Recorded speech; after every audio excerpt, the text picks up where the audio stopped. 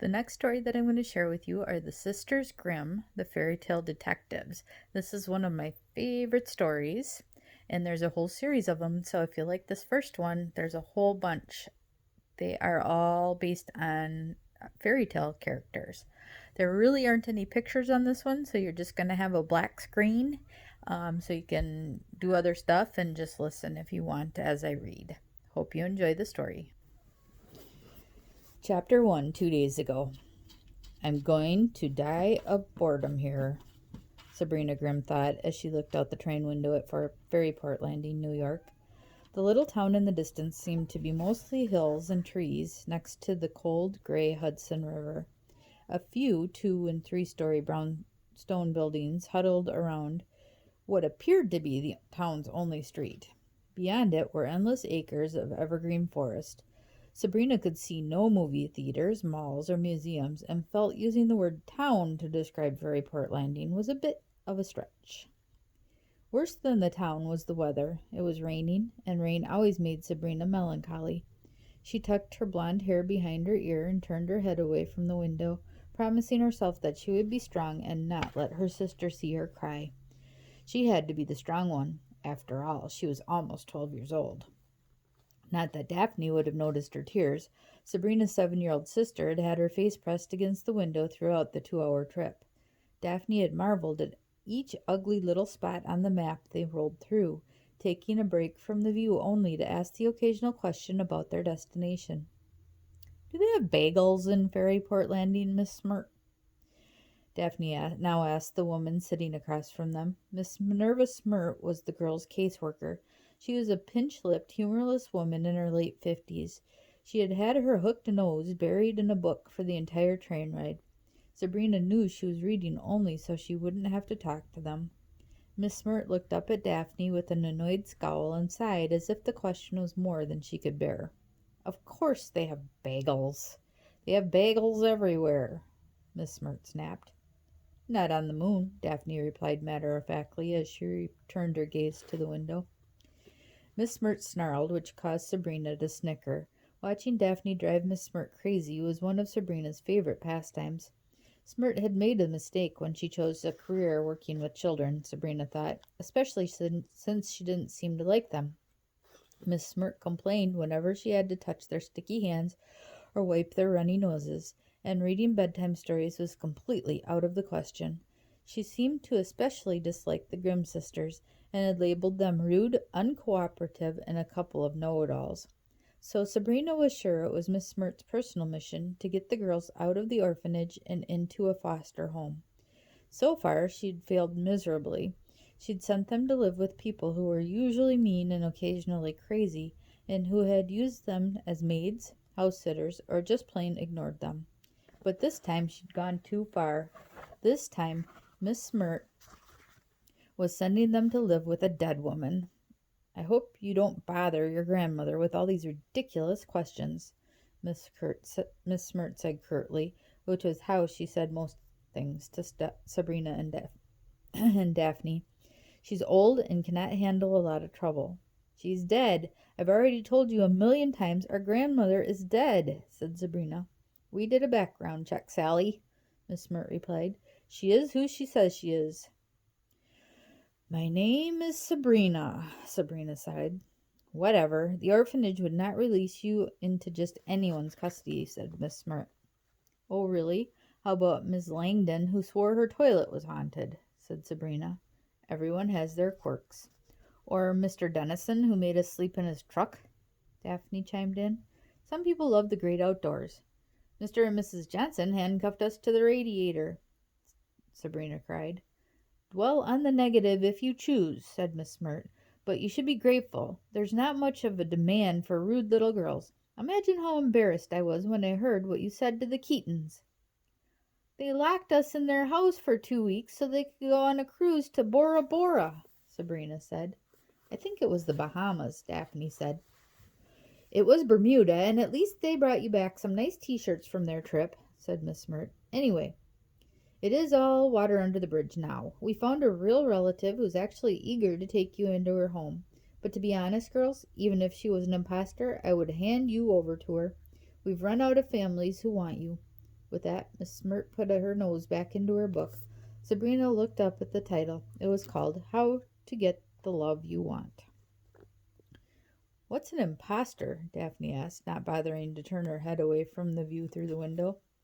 It means someone who's pretending to be someone she's not, Sabrina said as she watched the rain outside.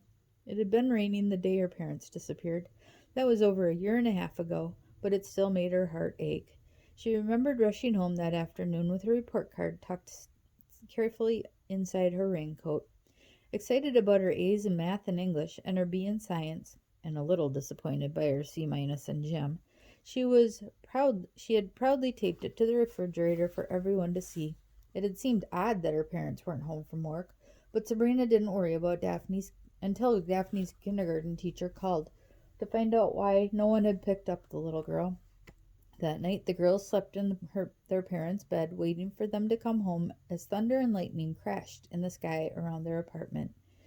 When the social worker came 3 days later to take them away, it was still raining, and Sabrina's report card was still hanging on the refrigerator waiting its praise. For all Sabrina knew, it was still there. The police had started an investigation. They searched the family's New York City apartment for clues. They investigated neighbors and co-workers. They dusted for fingerprints and filed reports, but they found nothing. Henry and Veronica Grimm had simply vanished into thin air. Months later, the police found their abandoned car. The only clue was a blood-red handprint on the dashboard.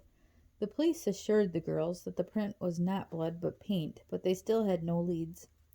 Their investigation had come to a dead end. Meanwhile, the orphanage, where the girls had been taken, began an investigation of its own, searching for next of kin, but came up as empty as the police. No aunts, uncles, grandparents, brothers, sisters, or even distant twice-removed cousins existed. The girls' parents had always told them that they were all the family they would ever need, so naturally the girls were shocked when a woman claimed to be Grandma Grimm, and she applied for custody.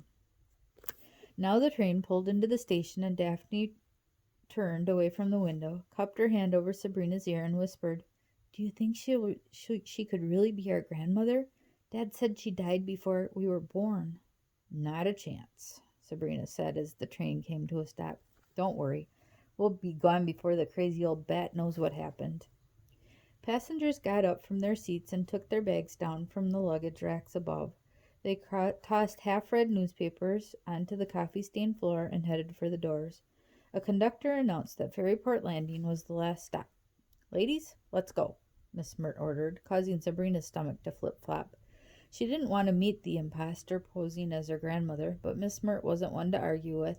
The old crone had a reputation as a pincher, and she had left more than a few nasty purple bruises on back-talking orphans. Sabrina stood up on her seat, dragged her 2 tiny suitcases down from the storage rack above, and followed Miss Smirt and Daphne off the train. The late November rain was bitterly cold. Daphne began to shiver, so Sabrina wrapped her arm around her sister's shoulders and held her tightly as they stood with Miss Smirt on the crowded platform. "When you meet her, you had better be polite, or there's going to be trouble," Miss Smirt said. "No sass, no talk back. Stand up straight and act like young ladies for once. Or so help me, Miss Smirt," a voice interrupted the caseworker's threat. The girls looked up to find a chubby old woman standing in front of them. She was dressed in an ankle-length navy blue dress with a white knitted shawl around her shoulders. Her long gray hair was streaked with red, hinting at its original color, and she wore it tightly tucked under a matching navy blue hat with an applique of a big fuzzy sunflower in the middle. Her face was a collection of wrinkles and sagging skin. Nevertheless, there was something youthful about it. Perhaps it was the old woman's red cheeks and clear green eyes.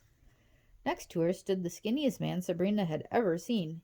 He had a full head of untamed platinum hair and enormous watery eyes buried beneath eyebrows that were in desperate need of a trim.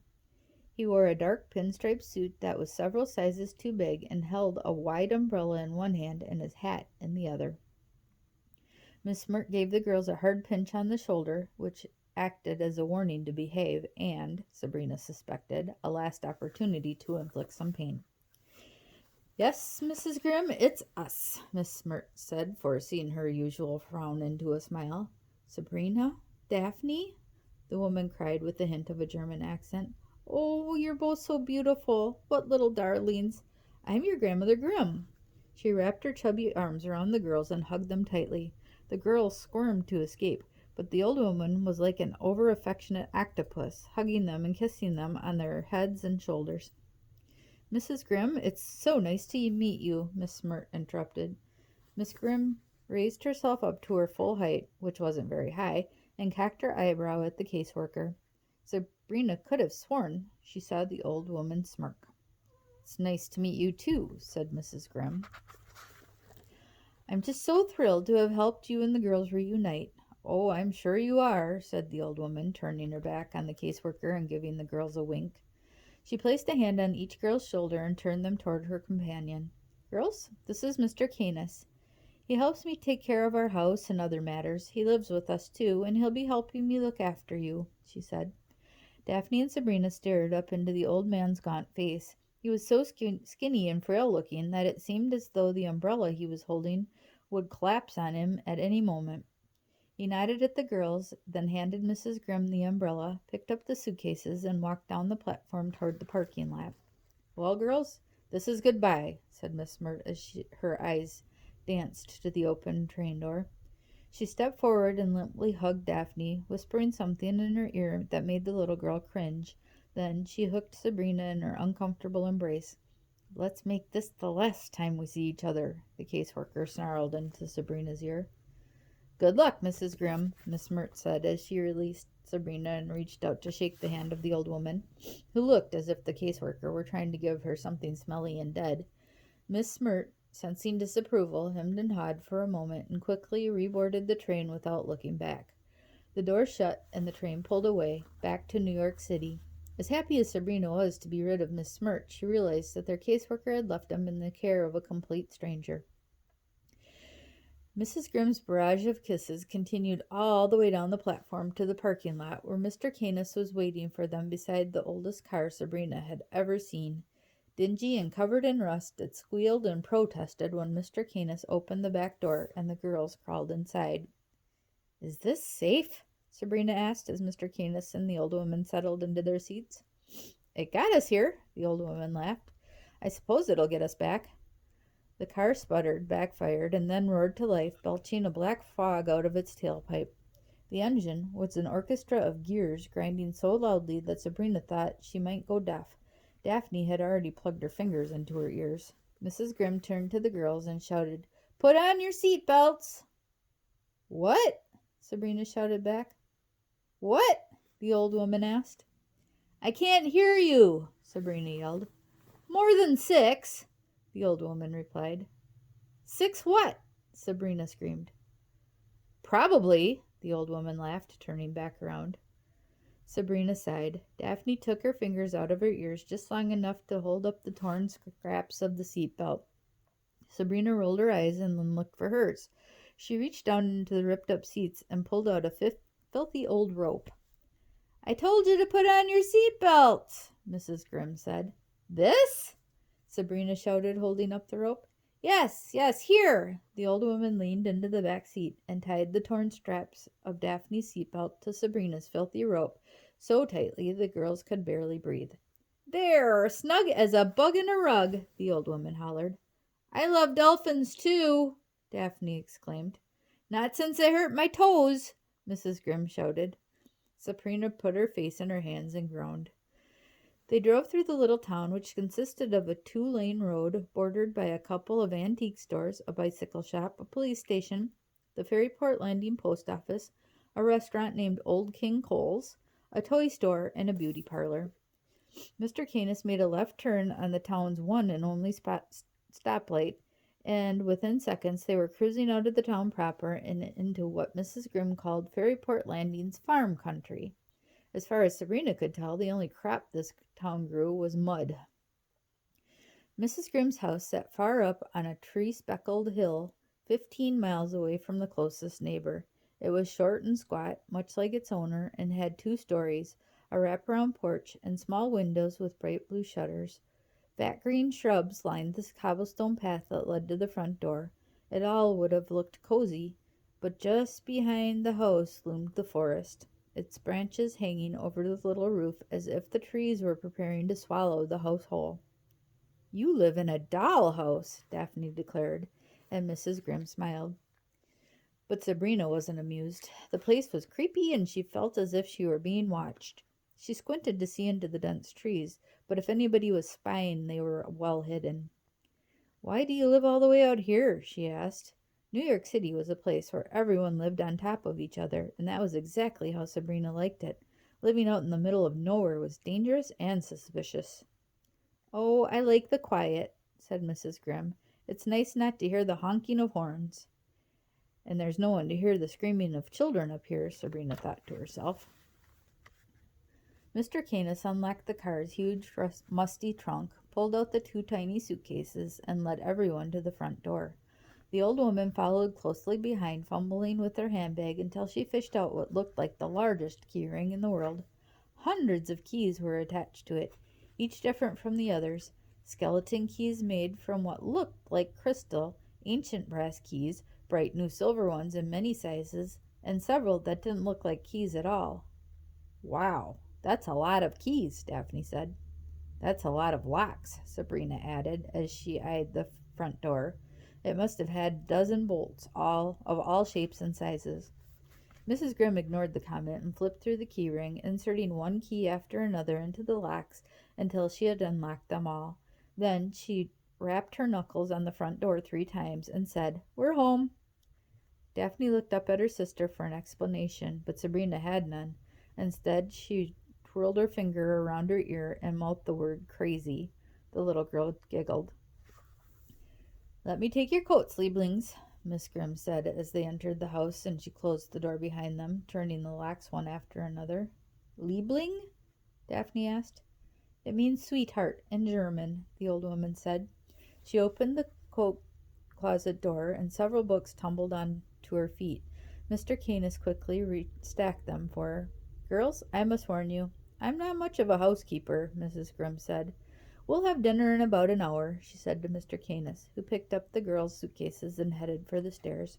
"Ladies, let me give you the grand tour."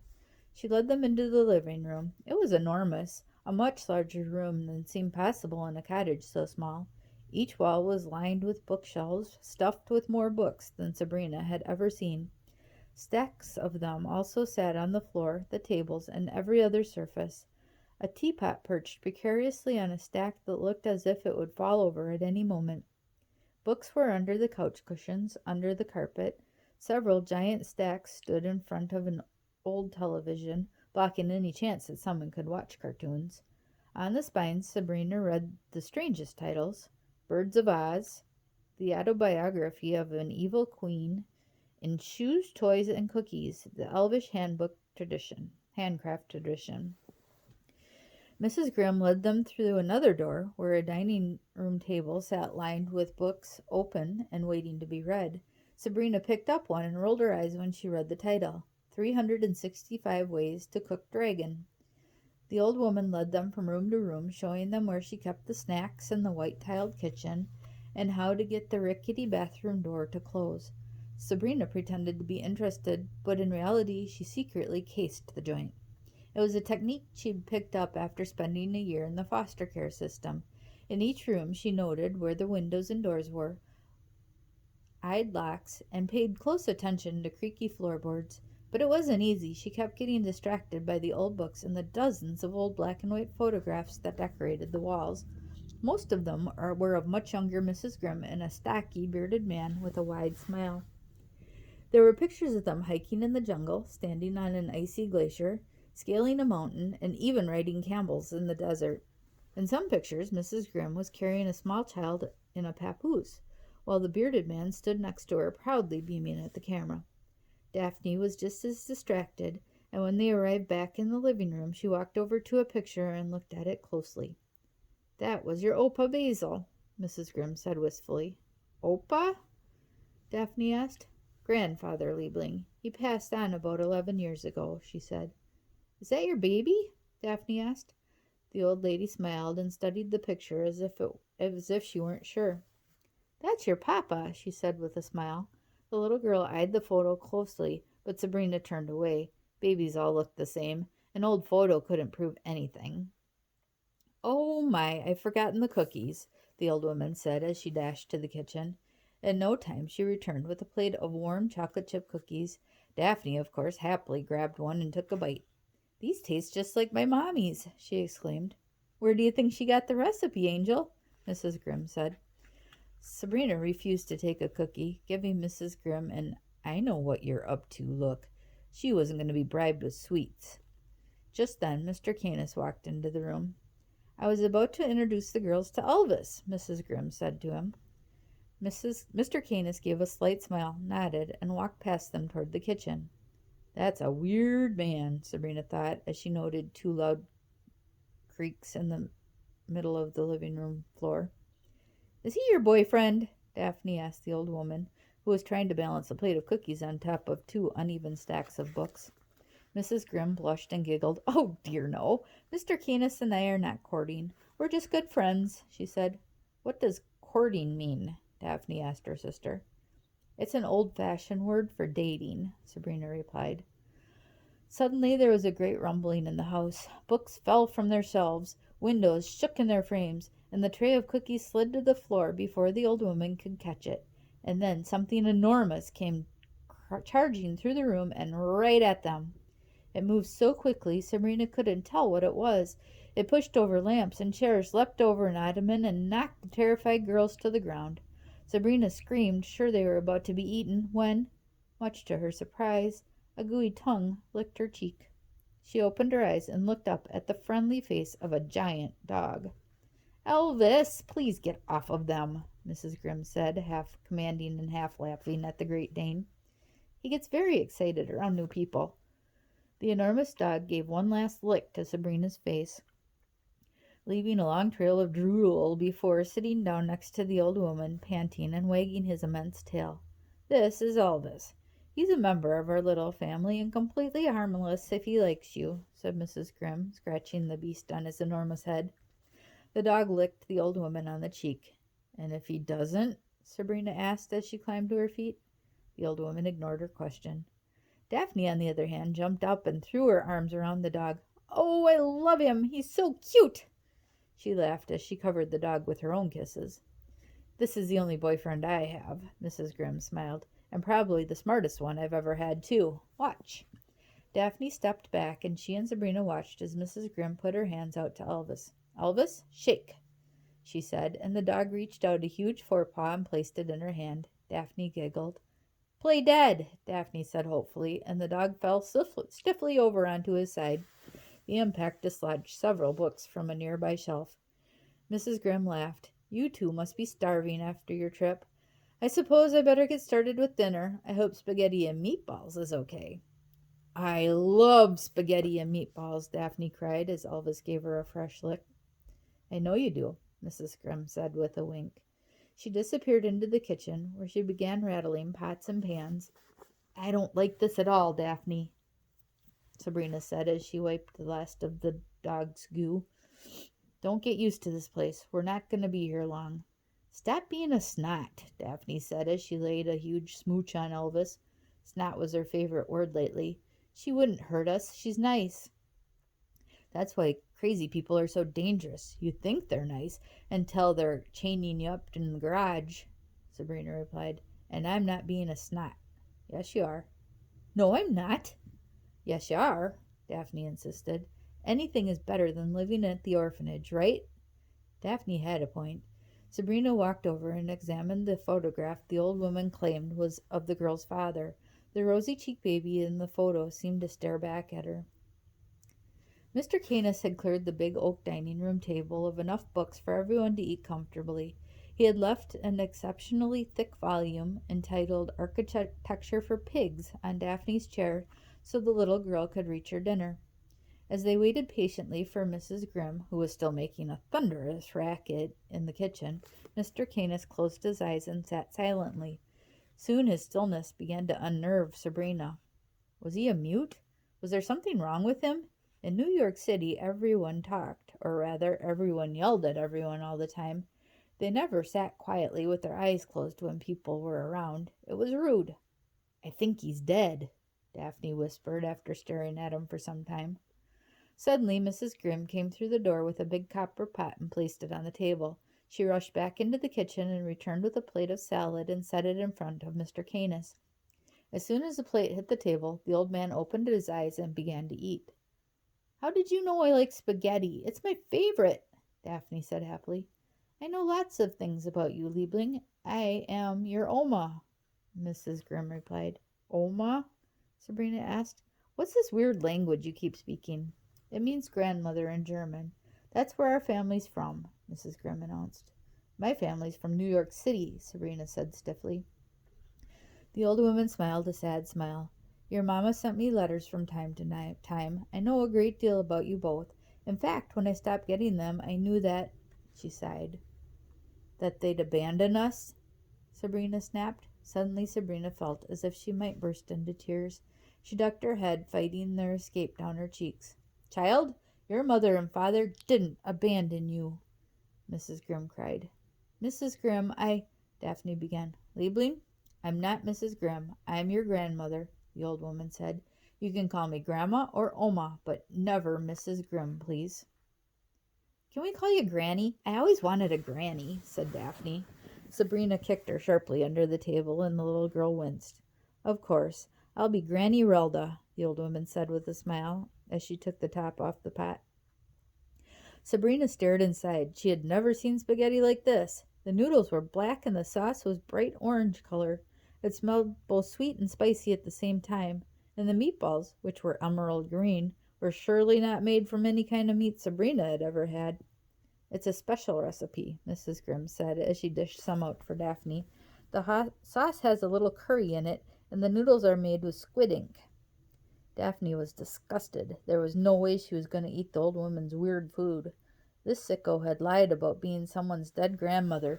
Who knew what she had yanked from under the kitchen sink and added to the recipe? Arsenic, rat poison, clog remover? Nope, Sabrina wasn't going to eat a noodle. Of course, Daphne dug in with gusto and had already swallowed a third of her plate before Sabrina could warn her. "So, Mr. Canis says your suitcases felt almost empty. Don't you have any clothes?" Mrs. Grimm asked. "The police kept them," Daphne said, shoveling a huge forkful of noodles into her mouth. "They said they were evidence." "Kept them?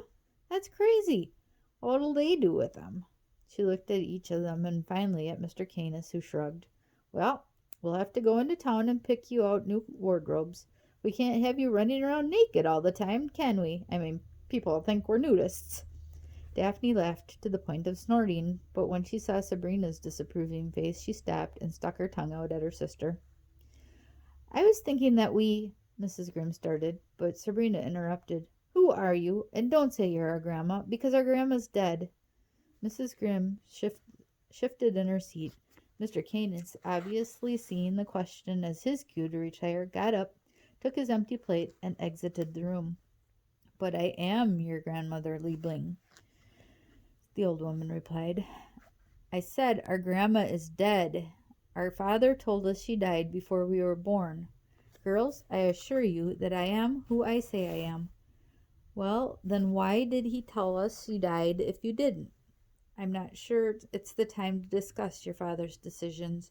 We're all just getting settled in, and we can talk about it later," Mrs. Grimm said. Her eyes dropped to her lap. "Well, if you really were our grandma, I would think you'd be happy to discuss it," Sabrina snapped. "Now is not the time," Mrs. Grimm said softly. Sabrina leapt up from her seat, sending her fork clanging to the floor. "Fine. I'm tired and want to go to bed." Mrs. Grimm frowned. "Of course, Liebling. Your room is upstairs. I'll show you. We'll find it ourselves." Sabrina walked around the table, grabbed Daphne's hand, and dragged her from her chair. "But I'm not done eating," said Daphne. "You're never done eating. Let's go," Sabrina commanded. She marched through the house and up the stairs with her sister in tow. At the top of the stairs they found a long hallway with 5 closed doors, 2 on each side and one at the end of the hallway.